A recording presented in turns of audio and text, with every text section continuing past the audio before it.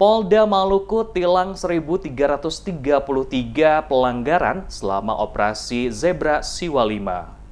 Sebanyak 1.333 kendaraan ditilang dalam operasi Zebra Siwa 5 2017 yang digelar di Maluku pada 1 hingga 14 November kemarin. Data Direktorat Lalu Lintas Dirlantas Polda Maluku mengatakan jumlah ini merupakan hasil rekap 14 hari operasi. PLT Kasubdit Dikiasa Ajun Komisaris Polisi Herman Ubuarin mengatakan hasil dari 14 hari operasi Zebra Siwa 5, penindakan pelanggaran atau DAKGAR jauh melampaui target. Menurut Ubuarin, selama operasi Zebra Siwa 5, pelanggaran didominasi oleh pengemudi kendaraan roda 2, yakni sebanyak 1.239, antara lain tidak menggunakan helm sebanyak 314, tidak memiliki surat-surat 520, tidak memiliki kelengkapan kendaraan 133, dan lain-lain sebanyak 134. Jika dibandingkan dengan tahun 2016, dalam operasi Zebra Siwa 5 2017, terjadi peningkatan khusus dengan rincian untuk kendaraan yang ditilang tahun 2016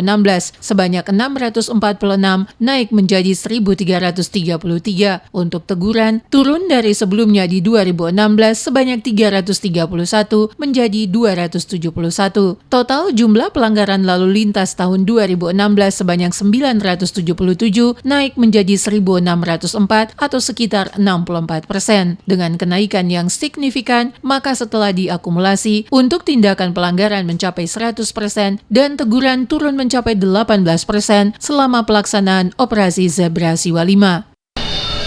Untuk sampai dengan saat ini, yang pertama terjaring 1.333 kendaraan.